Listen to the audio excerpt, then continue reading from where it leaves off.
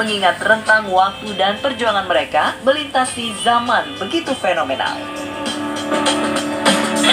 Iwan dan Roma sama-sama memulai karir dari remaja. Bedanya, Iwan geluti dunia musik saat masih duduk di bangku sekolah menengah atas, sementara Roma mengawali karirnya bermusik di usia 11 tahun. Di sanubari mereka tercipta talenta yang begitu memukau. Iwan tak hanya pandai mengalunkan suara sebagai vokalis, ia juga piawai memainkan gitar. Begitu juga Roma yang bisa merangkap vokalis sekaligus gitaris. Menariknya, di usia yang masih terbilang muda, Iwan telah turun ke jalanan untuk menyanyi, sementara Roma memilih berduet bersama sang kakak, Benny Muharam, hingga membangun band bernama Tornado. Tak butuh waktu lama, Roma pun akhirnya melebarkan minat musiknya ke orkes dengan musik orkes Chandra Lekha. Inilah yang menjadi cikal bakal terbentuknya grup band bernama Soneta.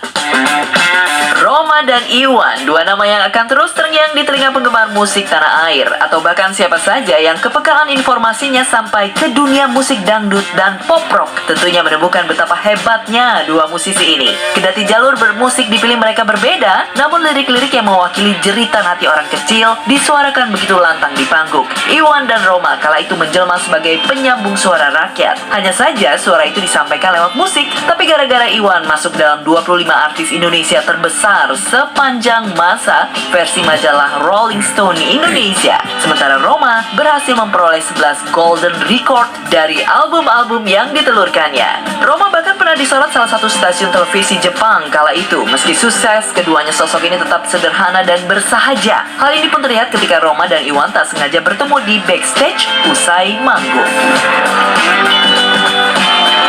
インドネシアの音楽と踊りを紹介したいと思います。スタジオには今インドネシアで最も人気のありますポップスグループロマ・イラマとソネタグループの皆さんにおいでいただいております。まずどんな音楽なのか、それを聞いてみましょう。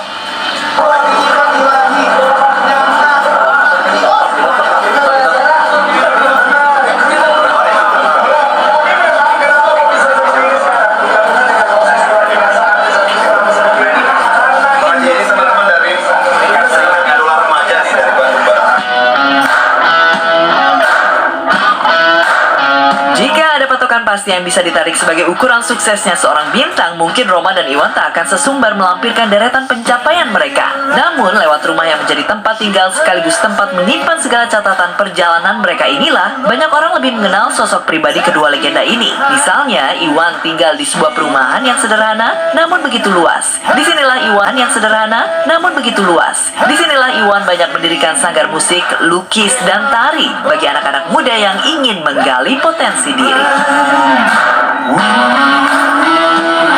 Ini rumah apa sekolahan dong? Orang yang 30 Campur ya? rumah belajar, rumah kerja, rumah sekolah, Semuanya ya, udah sampai di ruangan kayaknya ruangan latihan karate dojo ya? Ya dulu sempat juga jadi ruang lukis, sekolah lukis atau tari atau apa gitu. Sanggar lah ya? Buat diskusi teman-teman. Enggak, sekarang karate. Panggung kita. Ini daya tampungnya kalau berdiri berapa orang om? 5.000 nyampe nggak? Bisa 7.000. 7.000 bisa, tapi biasanya kita paling 3.500 atau 5.000 paling banyak. Luas rumah Iwan juga hampir sama dengan luas kantor Raja Dangdut Rhoma Irama. Berdiri di atas lahan 500 meter, Roma menyulap rumahnya menjadi kantor pribadi, mirip persis rumah para bintang Hollywood. Di lahan inilah Roma berhasil membangun studio musik, kantor, musola, juga beberapa spot penting lainnya. Hal inilah yang membuat Atta Halilintar yang saat itu berkunjung ke rumahnya terkesima dan terpana. Wow, ini salah satu tempat bersejarah guys. Kita masuk aja udah kelihatan ya betapa berprestasinya Om Haji. Lihat ini pialanya. Wow, berapa piala nih Golden Record ini dulu setiap tahun ya. Setiap tahun menang ya Pak ya? Iya dulu. Iya ada 30 kurang lebih sama itu. 30 Golden Record. Nah, kita kalau saya inspirasi di sini. Amazing. Ada guanya juga. Musola. Oh, musola. Musola. Masya Allah. Guys, lihat Pak Haji itu punya musola di dalam gua. Masya Allah, ini kayak lagi berburu ya kalau masuk ke sini. Apa kalau saya duduk di sini bisa jadi raja dangdut juga pasti? Ini keren. Ta'anus di sini, ta'anus. Oh, Ta'anus, tafakur. wah, kita masuk ke studionya Pak Haji nih. Wah, Masya Allah. Ini ruang latihan. Berarti ini studio udah hampir 30 tahun juga ya Pak? Wah, Kita keren. latihan di sini. Ini perform mau apa ya latihan di sini. Ini kedap juga ya Pak Haji ya? Ya, saya di sini.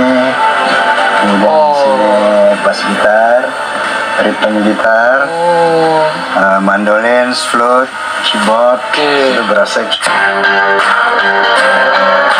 Dilihat dari pencapaian mereka, maka bisa dibayangkan berapa honor bayaran manggung Roma dan Iwan. Ada yang menyebut honor sekali manggung Iwan Fals bisa membeli sebuah perhiasan 30 tahun juga ya Pak? Wah, Kita keren. latihan di sini. Ini perform mau apa ya latihan di sini. Ini kedap juga ya Pak Haji ya? Ya, saya di sini.